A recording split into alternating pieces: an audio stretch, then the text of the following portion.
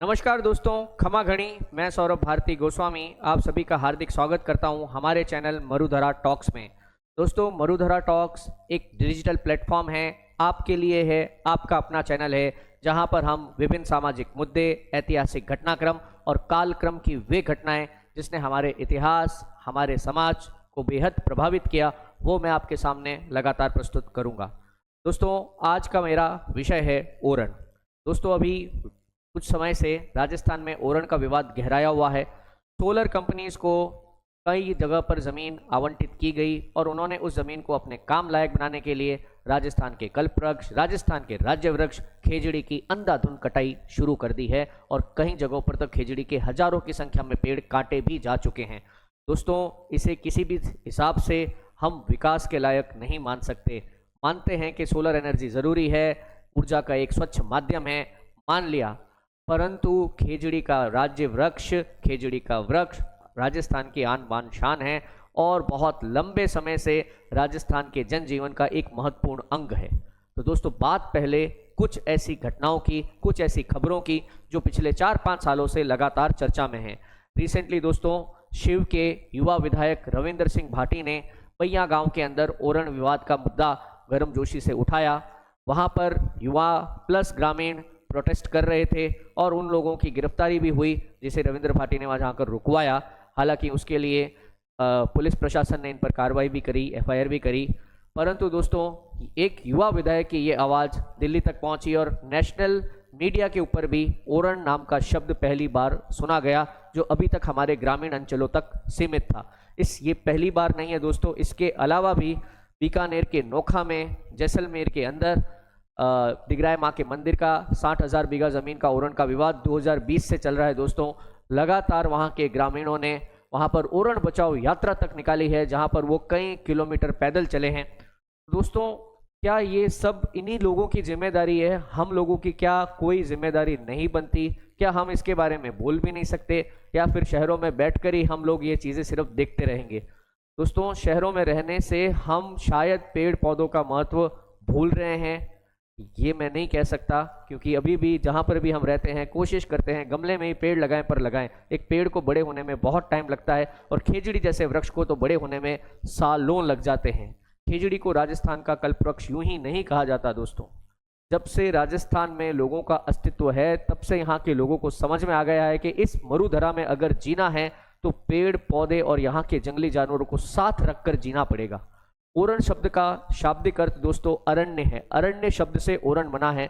अरण्य का अर्थ है जंगल। दोस्तों, जंगलों को बचाने की बात तो हम हमारे वेदों और पुराणों से करते आ रहे हैं। पुराने समय में जब किसी प्रकार का कोई कानून और संविधान नहीं था, तब हमने लोगों को समझाने के लिए हर चीज को धर्म से जोड़ दिया। हमने हमारे जानवरों को धर्म से जोड़ दिया कि जानवरों को नुकसान पहुंचाएंगे तो ये देवता नाराज हो जाएंगे, पेड़ काटेंगे तो ये देवता नाराज हो जाएंगे, पेड़ में इन देवताओं का निवास है। दोस्तों, दशहरे पर तो खेजड़ी की पूजा, शमी वृक्ष की पूजा की बड़ी महिमा है। ये सब किस लिए?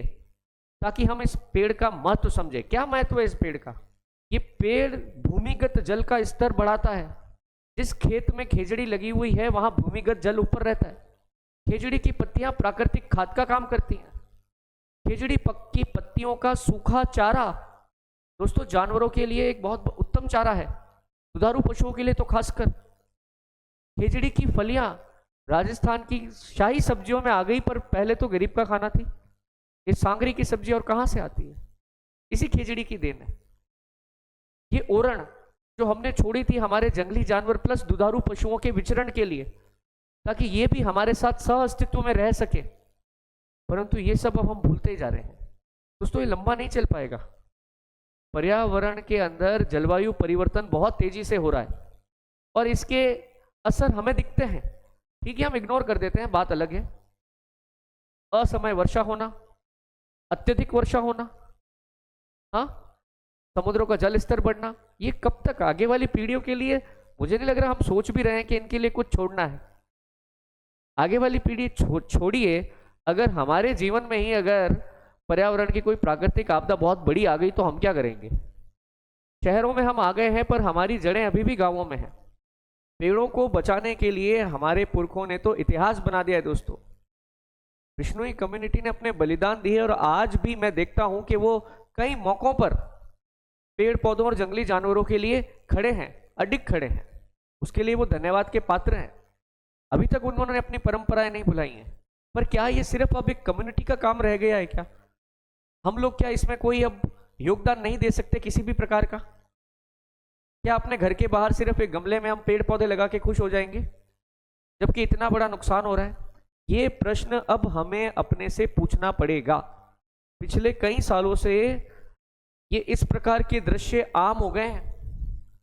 खेजड़ी का वृक्ष बहुत मुश्किल से तैयार होता है, और मुझे आश्चर्य इस बात का होता है कि राजस्थान का राज्य वृक्ष का दर्जा मिलने के बाद भी अगर एक पेड़ की यह हालत है, तो बाकी वनस्पति का क्या होता होगा?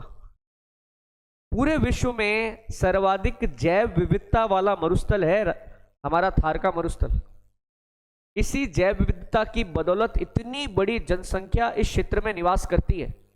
पूरे विश्व में सर्वाधिक जनसंख्या घनत्व, जहां प्रति वर्ग किलोमीटर पर सर्वाधिक लोग रहते हैं, वो हमारा थार का मरुस्थल है। इस मरुस्थल ने हमें इतना कुछ दिया, क्या हम इसको पूरी तरह से बर्बाद करके ही मानेंगे क्या? विकास के नाम पर विकास जरूरी है, मैं मानता हूं। सोलर ऊर्जा, स्वच्छ ऊर्जा का बहुत अच्छा विकल्प है, मैं ये भी मानता हूं। पर इसके लिए प्राचीन काल से चली आ रही ओरण की व्यवस्था को टारगेट करना कहां तक उचित है? स्वतंत्रता के बाद पहली गलती तो ये हो गई कि हमने ओरण को कानूनी दर्जा नहीं दिया। वो तो भला हो ग्रामीणों का कि वो ओरण को अभी भी अपनी परंपरा का हिस्सा मान रहे थे। पुराने समय में तो लोगों ने उन्हें देवताओं के मंदिरों के आसपास स्थापित करके बचा लिया। क्या अब सरकारें या जो भी जिम्मेदार व्यक्ति हैं वो विकास के नाम पर इतने ज्यादा लालची हो जाएंगे कि वो पुराने लोगों ने जो सोचा, कुछ सोच समझ कर ही सोचा होगा ना, क्या हम उसको बिल्कुल ही खत्म कर देंगे? ये तो बड़ा सोचनीय विषय हो गया है। सोचना चाहिए हमें इस बारे में। एटलीस्ट अगर हम कुछ कर नहीं पा रहे हैं तो उसके लिए जो कर रहा है कम से कम उसको समर्थन तो दें। मूक रहकर तो कब तक काम चलेगा? ये अब ओरण की लड़ाई सिर्फ कोई एक व्यक्ति विशेष की लड़ाई नहीं है, एक समाज विशेष की लड़ाई नहीं है, ये तो हम सबकी हो गई है। अब अंतरराष्ट्रीय स्तर पर इतने प्रोग्राम चलाए जा रहे हैं, आप अंतरराष्ट्रीय छोड़िए, अभी राज्य के स्तर पर पता नहीं कितने करोड़ पेड़ लगाने का प्रोग्राम सरकार ने चलाया। पेड़ लगाइए, पेड़। अरे पहले जो पेड़ हैं उनको बचाने की बात तो करें। अभी तक किसी भी प्रकार का कोई आधिकारिक स्टेटमेंट किसी की तरफ से नहीं आया कि ये होना चाहिए, नहीं होना चाहिए। पता नहीं ये चीज कहां जाके रुकेगी। सोचने विषय है दोस्तों। आज आपके सामने मैं एक प्रश्न छोड़कर जा रहा हूं। मैं ऐसे तो हर हमारे छोटी छोटी परंपरा, हमारे आसपास की चीजों पे प्रहार होता रहेगा, तो आप अपनी आने वाली पीढ़ी के लिए क्या छोड़ के जाएंगे? सोचिए जरा इस बारे में। तो दोस्तों ऐसे दृश्य मैं तो अब और नहीं देखना चाहता कि इस तरह के कटे हुए पेड़ जगह जगह सिर्फ इसलिए कि विकास हो रहा है जी। आपको पता है कई जगहों पर ये सबूत मिटाने के लिए खेजड़ी में आग लगा दी गई। कई दिनों तक वो पेड़ जलते रहे, पूरी तरह से नष्ट कर दिए गए। ये बड़ा सोचनीय विषय है, हमें सोचना चाहिए इस बारे में। तो दोस्तों ये मुद्दा वर्तमान में राजस्थान को बहुत प्रभावित कर रहा है। इससे आम जन प्रभावित हो रहा है और आगे भी होगा। एटलीस्ट हमें इसके बारे में जानना तो चाहिए कि साइलेंटली हमारे नाक के नीचे ये चीजें हो रही हैं, और इन चीजों को इतनी मीडिया कवरेज नहीं मिलती जितनी मिलनी चाहिए। आपके नेता अभिनेता एक छींक भी मार देंगे तो अखबारों की सुर्खियां बन जाती है। यहाँ हजारों की संख्या में पेड़ काटे जा चुके हैं, कोई बड़ा खबर नहीं चली। बड़ा आश्चर्य होता है, पता नहीं ये चीजें कहाँ जाके रुकेंगी। तो दोस्तों मुझे लगा एज ए जिम्मेदार नागरिक, एज ए राजस्थानी, मुझे ये मुद्दा आप लोगों के सामने प्रस्तुत करना चाहिए था। तो मैंने अपनी पूरी क्षमता के साथ आप लोगों के सामने प्रस्तुत किया है। उम्मीद करता हूँ कि आपको ये पसंद आया होगा, और शायद आप एटलीस्ट और कुछ नहीं तो अपना समर्थन ही इस मुहिम को दें कि ये चीज़ नहीं होनी चाहिए। आप अपनी राय ज़रूर कमेंट में बताएं, आपकी राय का मैं ज़रूर इंतज़ार करूँगा। और ऐसे और मुद्दों और ऐतिहासिक घटनाओं को जानने के लिए आप इस चैनल को ज़रूर सब्सक्राइब करिए। मैं और बहुत सारी ऐसी चीज़ें आपके लिए समय समय पर लाता रहूँगा। धन्यवाद। खमा घणी।